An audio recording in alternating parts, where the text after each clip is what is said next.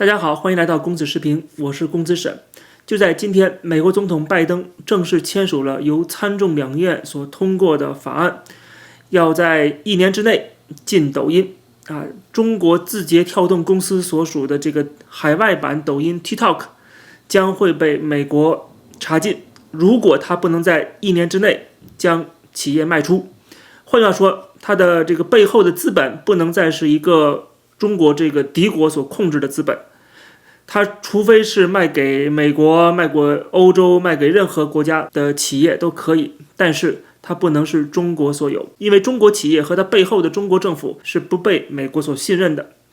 那这个法案正式通过了与此同时还通过了援助乌克兰、以色列和台湾的法案。那么这一系列的法案是一个打包一起通过的在参众两院都是大比率。那在最新的参议院的这个比例是79-18基本上都是双方这个是两党共识。那这其中我们今天要谈到的就是这个禁抖音 TikTok 这件事情，其实我们可以深挖，因为它涉及到了很复杂的美国宪制的问题。首先，在参议院通过这个法案的时候，在中国的这个互联网上有一个影片在讲他们投票过程，底下的这个留言很多人都在竖大拇指，就是很多的中国网民，他们没有办法，没有自由去反对自己的政府，他们只能通过夸美国，通过对付中国的这些法案来表达对自己国家政府的不满这也可以看到，就是真的很多中国人很可怜他们没有最基本的人权，只能寄期望于外国政府，也就是境外势力，某种程度上未来能够改变他们的境遇。当然对他们来讲，这也可能不太现实因为美国政府或者任何国家政府肯定首先照顾自己的人民，他们不会想着是去解放中国人。但是很多人有一种无力感，共产党在中国的统治目前看起来虽然受到了空前的挑战，但是他去对付一些个人还是轻而易举的，某些个人想要反对他基本上是没有任何的可能性，所以大家就只能在网上发泄一下通过这种很隐晦的方式给美国新闻竖大拇指，用这种方式来表达不满。那当然这是一个插曲了，我们看的是这次的禁抖音。就在去年的时候，相关的新闻引述一些专家的看法，他们就分析说，最后这个众议院、参议院通过这个法案，最后由拜登签署的可能性也不超过40%，这是在去年的时候他们的评估但是我们的评估，大家看到我过去的节目，我说几乎是100%几乎没有任何的悬念果然我们看智库也好，调查公司也好，还不如我的判断的准确。但是在拜登签署了这个法案之后， TikTok 总裁周受资发布了一个影片，公开声明说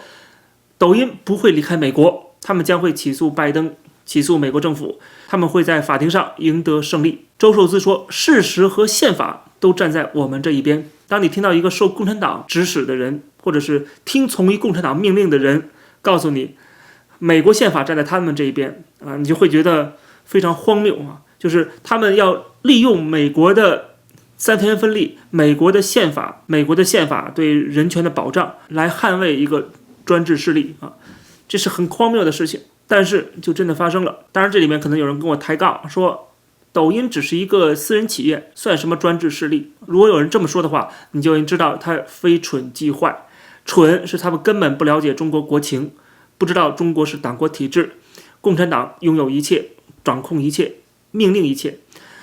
坏就是他们知道，但是他们还要这么说给抖音这家公司给洗白，或者说淡化他们的政治成分，甚至忽视他们都有自己的党支部，以此来洗白中国企业，去迷惑西方社会这种常识我都不想再重复了。看过我那么多期节目的朋友都应该很清楚，来自中国的企业，来自中国的人，或者来自中国的任何利益团体和势力，你首先都得打一个问号先，必须有一个最清晰的态度，就是不信任，同时还要去核实 distrust and verify， 这才是面对一个独裁政权应该有的基本态度。如果你没有的话，任由他们来亲门踏户，那说明你是在伤害自己的所在的自由民主社会。这么做不是破坏自由民主，反而是在保护、捍卫自由民主。而这种专制势力渗透到西方社会，他们实际上是在破坏自由民主，但是他打的旗号是捍卫自由民主所以这个抖音一定会上法庭。这里面还有很有意思的观察点，就是印度他们也是下令禁了抖音，可是抖音没有上法庭去告印度政府，但是他们却在美国要告美国政府，要告拜登。那为什么这样差别对待呢？当然你可以说美国市场更大，印度市场没那么重要，没有美国重要，但是印度市场也是一个正在快速增长的市场啊，对吧？但是你不敢去告印度政府，是不是你觉得根本就告不赢？但是在美国你就有可能告赢，而且他确实过去也告赢过，一会儿我们会讲啊。那另外除了印度禁了抖音以外，中国自己也在禁抖音，对吧？这是最可笑的地方，就是 TikTok 这个软件在中国是不允许上的，是看不到的，必须翻墙才行。那中国都禁了抖音了，对吧？然后现在要求美国不许禁抖音。TikTok 这家公司为什么不告中国政府啊？那你可以说啊，中国有个抖音 ，TikTok 只是专供海外版，你当然可以这么说啊。但是互联网是没有国界的，大家打开一个网站，全世界任何地方打开网站都可以上的，对吧？你在苹果店下载了，你就可以用的。可是为什么在中国偏偏就用不了这些软件？不光是 TikTok， 还有 Facebook、Instagram 啊。最近刚刚的昨天的新闻，中国下令要求苹果店下架3-4款这个通讯软件啊，包括什么 Threads 啊、什么 Signal 之类的。你这一个命令下去啊，你甚至连命令都不需要，打个电话给苹果公司，而且美国政府下架你的软件还是完全按照法律程序来的啊，通过提案、通过辩论、通过参众两院的投票，然后再由美国总统签字，对吧？一系列动作，然后你说这是违宪。然后前一天你刚刚一个电话让苹果公司下架所有的软件，这不是很荒谬吗？对吧？然后他们还不承认美国是自由民主国家，自己是专制独裁国家，他们还不承认，说自己是全过程民主，然后西方的民主是假的。而西方如果民主是假的话，西方没有三权分立，法院是政府开的啊，民主党开的，那你为什么还要起诉拜登呢？对不对？而且别忘了，他们之前起诉的不是没有成功的案例啊。在之前川普时期，他就签署了行政命令，要求禁 TikTok， 记得好像当时说是1个多月之内必须把这个企业卖出，结果就被地方法庭给 block 了啊，就给阻止了。当时是2个法庭都说川普的行政命令违宪。然后在去年年底，当时蒙大拿州也是要禁抖音，结果地方法庭的法官说你这是有种族歧视的嫌疑，只是因为他们来自中国啊，你就禁他，你是 anti-Chinese 啊，这很明显这是 anti-Chinese government， 不是 anti-Chinese， 对吧？但是我们尊重一个自由民主国家的这种司法体系啊，那么法官拦截了，虽然你会觉得很不爽，但是没办法。所以抖音在之前 TikTok 已经成功的在法庭上打赢了好几场官司，所以这一次为什么周受资这么有信心说他们还会赢？确实他们也得到了一些美国民间社会，特别是一些民权机构的支持啊，他们认为这么做就是侵犯了美国宪法第1修正案，就是要保护言论自由。这个平台上这么多人在发言，这么多人在交流，对吧？你把它给禁掉，那你这是侵犯言论自由，这是他们的一个理由啊。然后说你虽然讲出这是国家安全威胁，可是要不然这个国家安全威胁是假设性的，有可能造成国家安全威胁，这是假设性的，不能成立。就算它真的是构成了威胁国家安全，你也不能违背宪法第1修正案。这是他们这些民权机构啊，什么宪法学者他们的说法啊，就是在帮抖音、帮 TikTok 来辩护。那么当然可能很多人有疑虑，就是说那如果抖音在法庭上输了官司，那字节跳动是不是要把 TikTok 给卖出，还是说他们宁愿退出美国市场啊，就是被美国禁就禁了，反正现在已经有这么多用户了，反正还能再继续用啊，只是不能新的下载了。那么在欧洲啊，在其他国家还可以继续用 OK 了。那目前我个人的判断是很有可能 TikTok 不被卖出，就是字节跳动宁愿它退出美国市场，它也不会把这个 TikTok 的产品卖掉。那为什么呢？因为卖一个产品有太多的困难啊，有这么几个困难。第一，就是你卖出的话，政府有个限制时间，必须在多少天之内卖出，那你的这个价格就会被压得很低，因为买家知道你着急，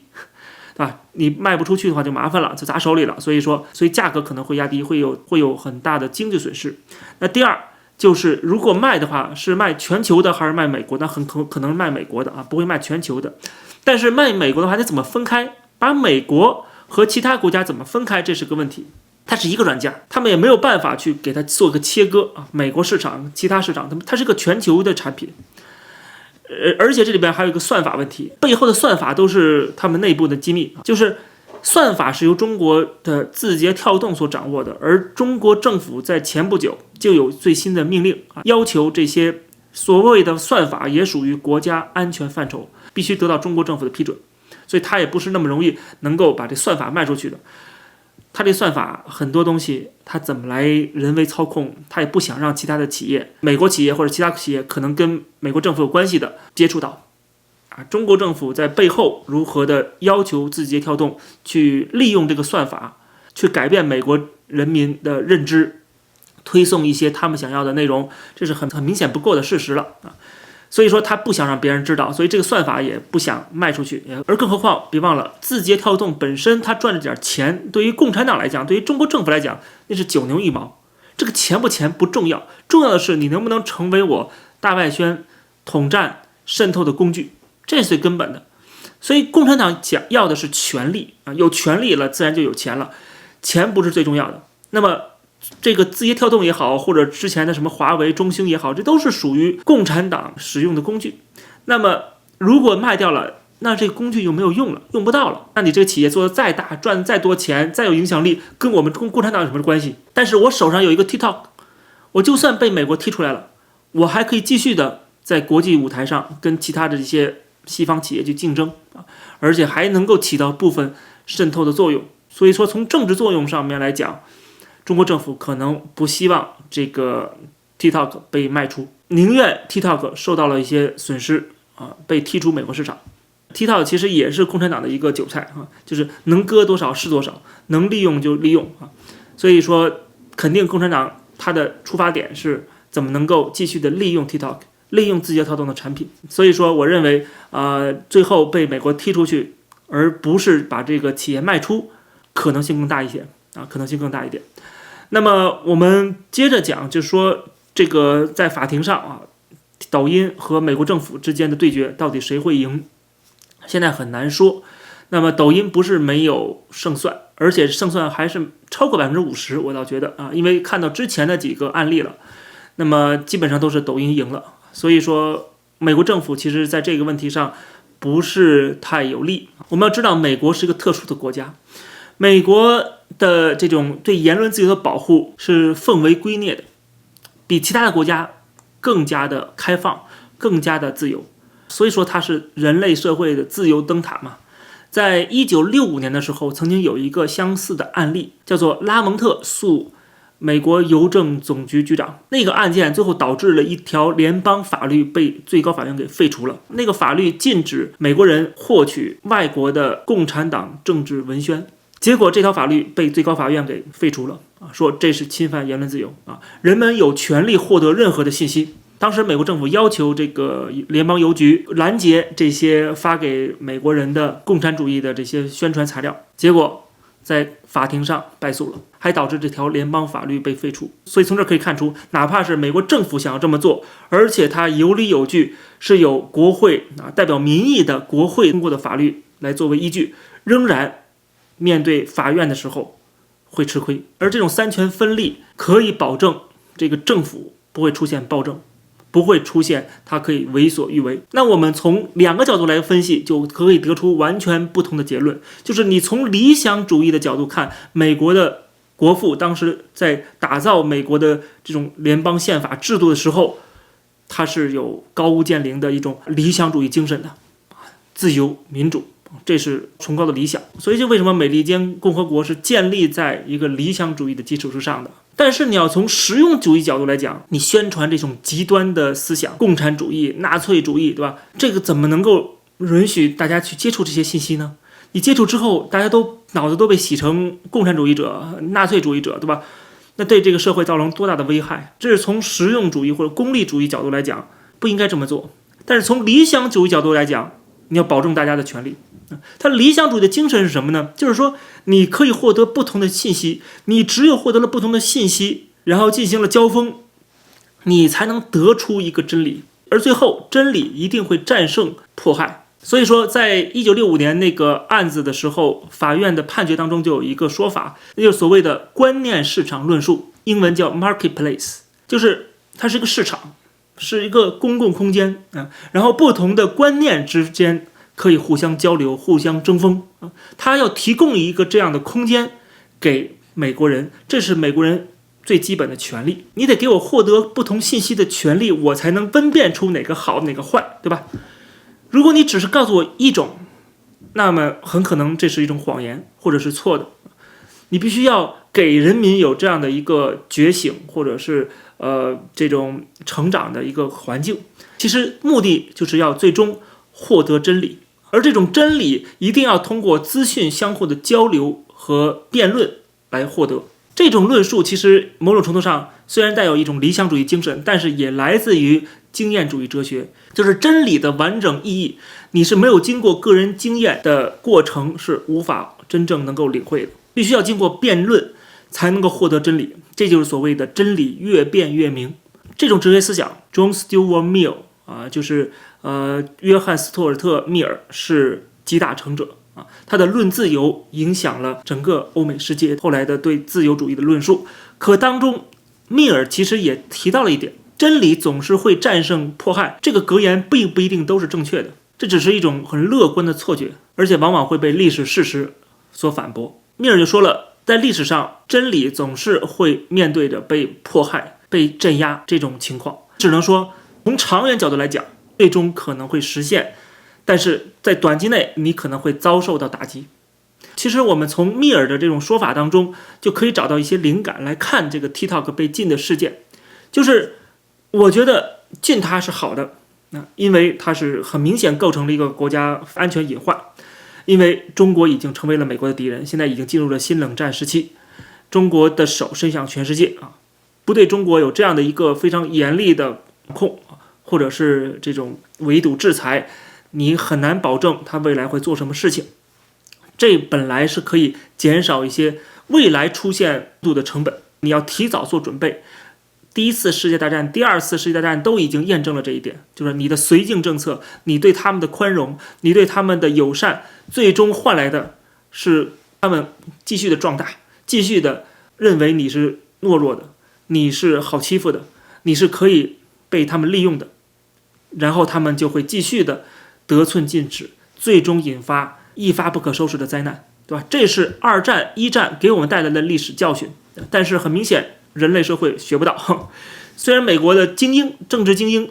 他已经意识到这一点了开始对中国有一些措施，可是如果在法院被拦截，以这种理想主义的精神为指引，本身当然这点问题我要想清楚，法院也没错。OK， 法院就算是禁止了这个 TikTok 的禁令，对他们来说，对这些法官来说没有错，他们维护了一个最高司法权威，没有任何问题。就是每个人看的这个面向不一样不能让这个法官去专门钻研中国党国体制、中国的这种这个统战的策略，还有宣传的手法，对吧？他们不是这方面的专家 ，OK， 他们只是拿了这个美国宪法来一一对应做出一个最基本的一个解释至于最终造成了什么悲惨的结果，他们不管但是对他们来说，他们是忠于宪法就可以了我相信他们这么做也没有任何问题，最终美国还是会赢得胜利，自由民主还是能够得以捍卫，这是毫无疑问的事情。但是当中如果他们有绥靖，有这种拖延可能会造成一些灾难性的后果，但这个后果也是暂时的。所以从密尔的这种说法当中，我们就可以得出一个结论，就是如果今天禁抖音了，给中国一个非常清晰的信号并且禁中国其他的企业，把中国压制住，那有一种可能性就是中国在经济困境下，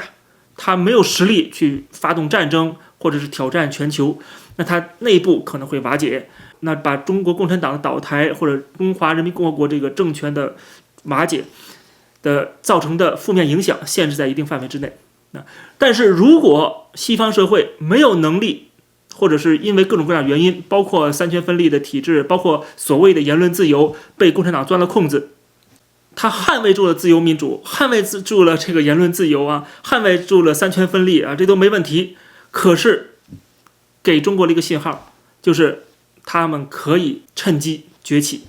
可以施以长计以制夷。哪怕我的手伸向了你了，你都不能打我的手啊！我可以利用你们自己国家的司法独立、言论自由这些伟大理想然后来获得利益，对吧？那他会继续这么做，那导致什么结果呢？最后冲突加剧，最后早晚一天双方彻底撕破脸，然后开干。到那个时候会造成更大的危害，对人类社会、对全球化造成巨大的危机，这是毫无疑问的事情。但是我仍然坚信，最终肯定是西方自由阵营的绝对胜利啊，这是毫无疑问。但是只不过会付出更大的代价。这就为什么我一直在强调说，其实对于中国人来讲，如果你对共产党不满意，我倒觉得你应该祈祷，就是西方对中国的围堵制裁更加严厉啊，这样的话反而能够敲打这个政府，不会过分的去割韭菜，然后去填补战争机器，对吧？然后对全世界发动这种超限战。所以说，制裁围堵对中国人来讲，反正是件好事啊。如果他没有制裁围堵，让中国崛起，让中国政府壮大，最后挑战美国霸权，双方兵戎相见，甚至在台海、在南海、在很多地方发生冲突，因为中国政府一定是有了实力，你肯定要实现自己的主张嘛，对吧？这地方是我的，自古以来是我的，我现在没有拿下来，是因为我没有实力。等我有实力，我肯定要拿下来，对吧？那这个冲突和战争就不可避免了。那个时候，对中国人来讲，绝对不是件好事了。那这些人可能都要当成炮灰，不是被共产党当成炮灰，就是头上挨了美国的原子弹。所以从这个角度来讲的话，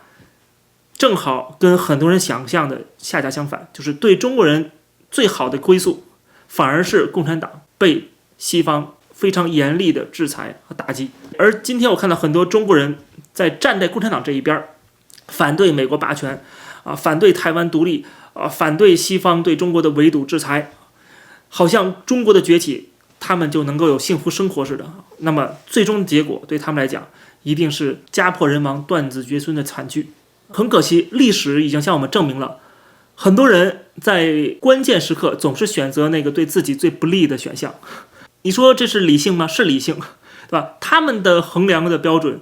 从他们的角度出发，根据他们自己的视野，他们会做出一个觉得这是对自己最有利的选项，对吧？但是最后事实证明，反而他们选择另外一个他们以为不利的选项，反而可能对他们更有利。这个世界就是这么荒谬，也是这么有趣。所以我并不担心 TikTok 被禁还是不被禁啊，现在唯一能够拯救它的就是美国法庭。但是不管是怎么判决，是判拜登败诉，美国禁止外国的这个应用的法案啊失效啊违宪，还是说 TikTok 败诉退出美国市场，不管哪一项，我都并不担心习近平所谓的什么东升西降、西方没落、中华崛起是可能的。不同的选项最终殊途同归啊，只不过在这个过程当中，在未来的5年、10年、20年这个段时期当中，可能有不同的效果，可能直接导致对我们普通人生活的这个影响的程度深浅。所以说，就算这个法庭判决这个法案失效啊，也没太大关系。你不能期待着美国和其他国家一样啊，不管是刚才说的印度，还是很多欧洲国家、亚洲国家，其实他们都有相关的禁令，比如说你不能够有共产党的旗帜，你不能有纳粹党的旗帜，你不能宣传这些这极端主义的符号。每个国家都有自己的国情，对吧？就是美国它是一个灯塔，之所以它是灯塔，就是因为它是完全开放的。而其他国家呢，也不能说是没有自由和民主，但是他们会有一些特例。美国是连特例都没有，这些国家会有特例啊，因为很多国家有这个历史背景，它受到过共产主义的侵略